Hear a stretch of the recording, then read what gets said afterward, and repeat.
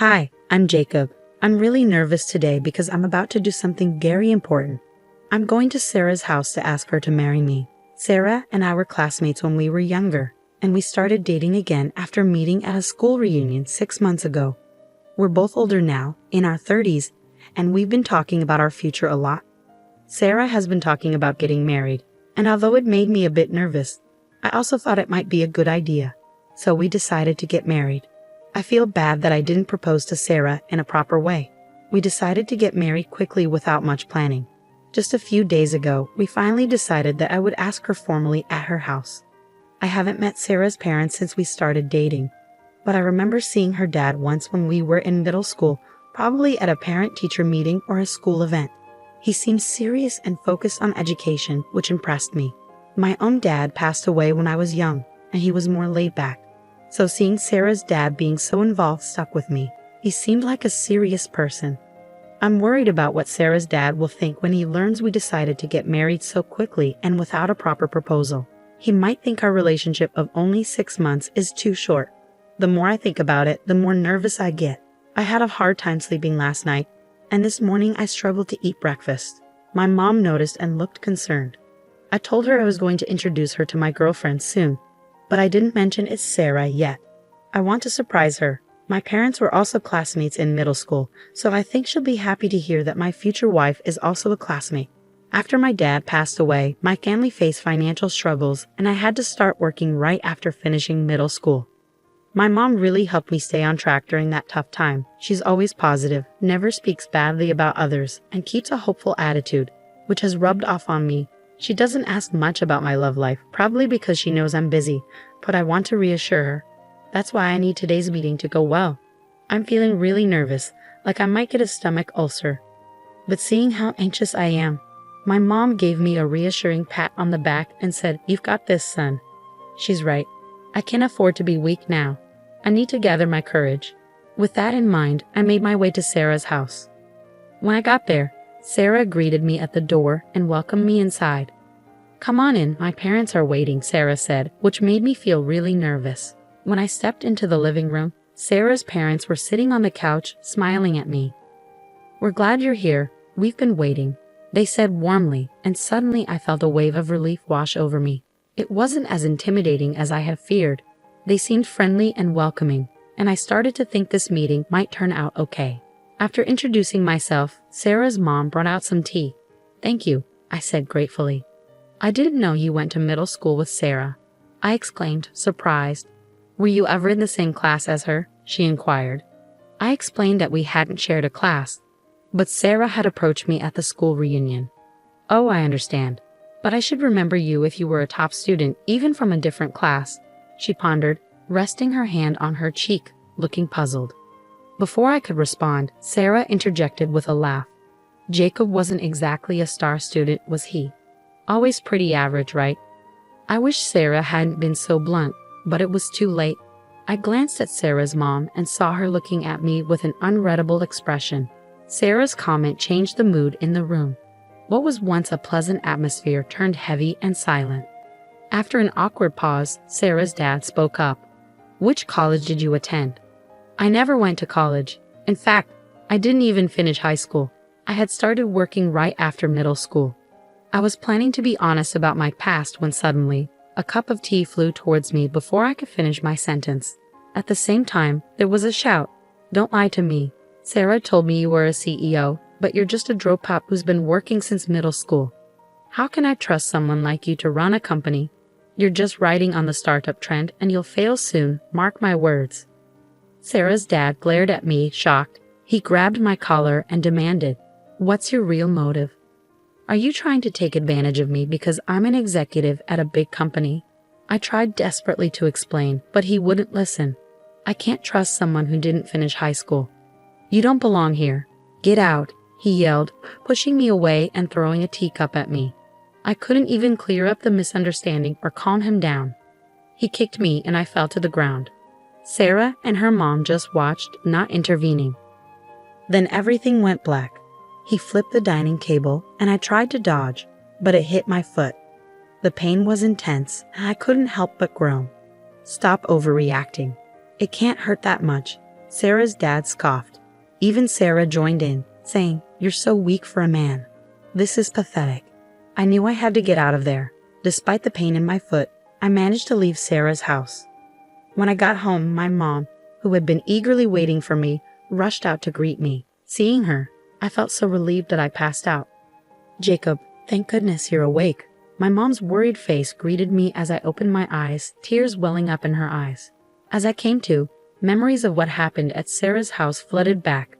I was supposed to make her happy, but instead, I ended up causing her worry and sadness. "I'm sorry, Mom. I don't think I can introduce you to my girlfriend after all," I confessed. "Don't worry about it, Jacob. I'm just glad you're awake," my mom reassured me. "I was really surprised when you collapsed in front of me. You slept for a full day due to the shock. According to the doctor, it seems like you broke a bone in your toe. You'll be discharged from a hospital soon, but it'll take about a month to heal.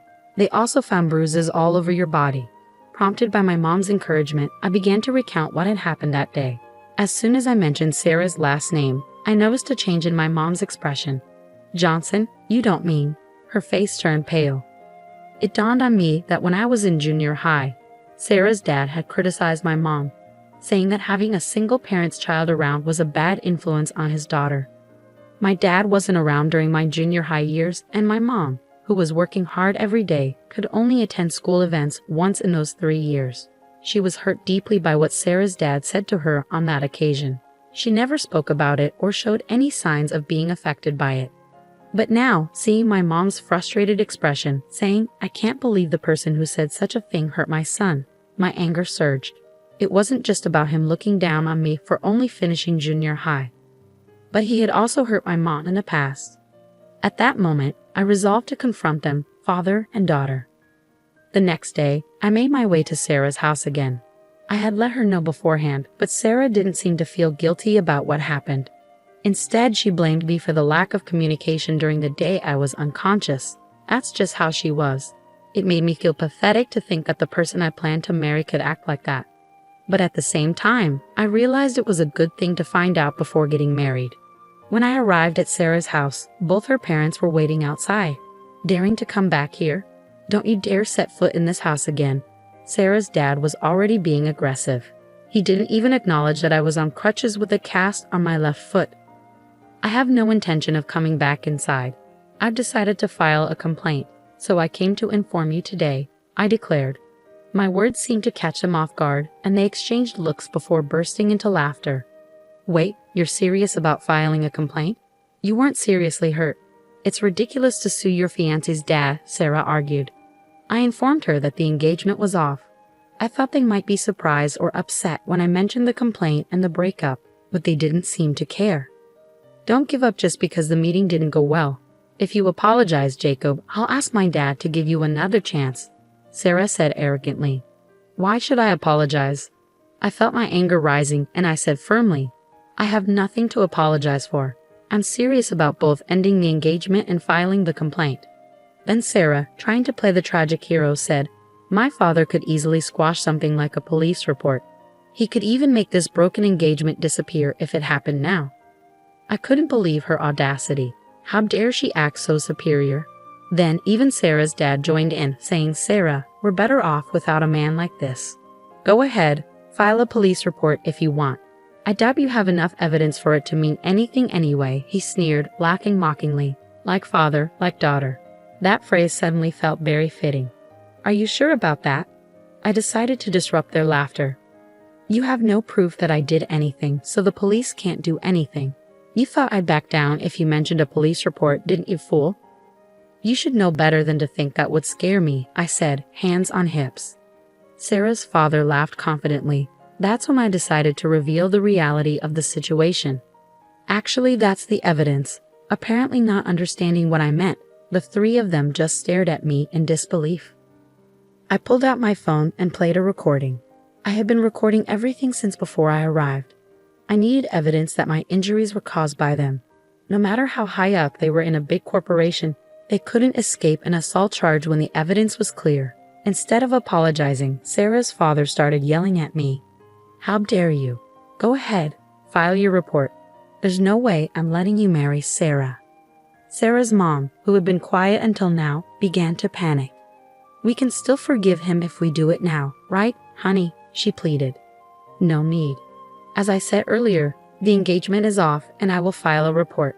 I don't want to marry someone who doesn't care when their fiancé is injured and who joins their parents in making fun of me, I declared.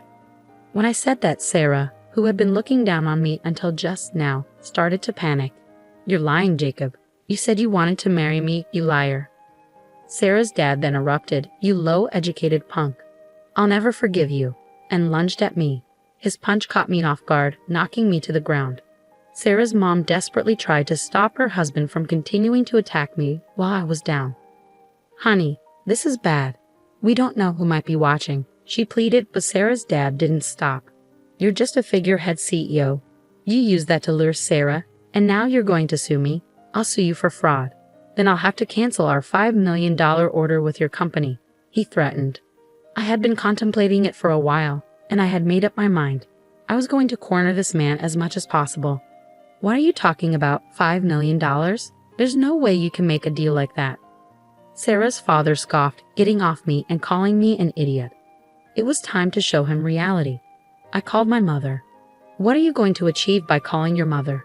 Sarah told me mockingly, you only have one parent. How sad that you only have your mother to help you in times like this. It really does make a difference not having a father, huh? Sarah's father, unaware of what was coming, continued to look down on me. It was almost comical. About 10 minutes later, the moment I had been waiting for arrived. Sarah's father's phone started ringing. He said it was from his company and answered the call.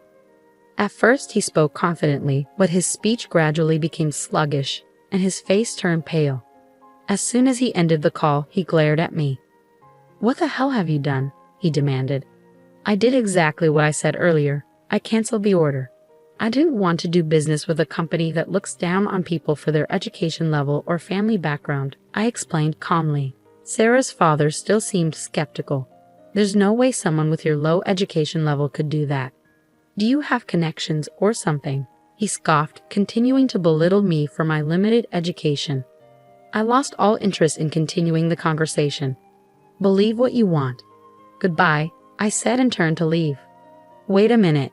Sarah's father tried to chase after me, shouting, but he was stopped by Sarah and her mother, demanding, what's this about $5 million? What was that phone call about? He was stuck. It was true that I only finished middle school, and it could be said that I just caught the startup wave. But with the money I saved with my mother, I started a successful business that traded with major companies. Now I had my mother, who was the vice president of my company, contact Sarah's father's company. I didn't want to mix personal matters with work, but I had reached my limit. When I got home and saw my mother's usual cheerful face, I felt guilty for bringing my personal matters into it. I felt like my time as a CEO was over, and I regretted making my mother take on such an unpleasant role. Sorry, Mom, for making you make that unpleasant call. I apologized. But instead of being upset, my mother was smiling. When I asked her why, she said, I came up with a good idea and decided on my own, without consulting you, the CEO.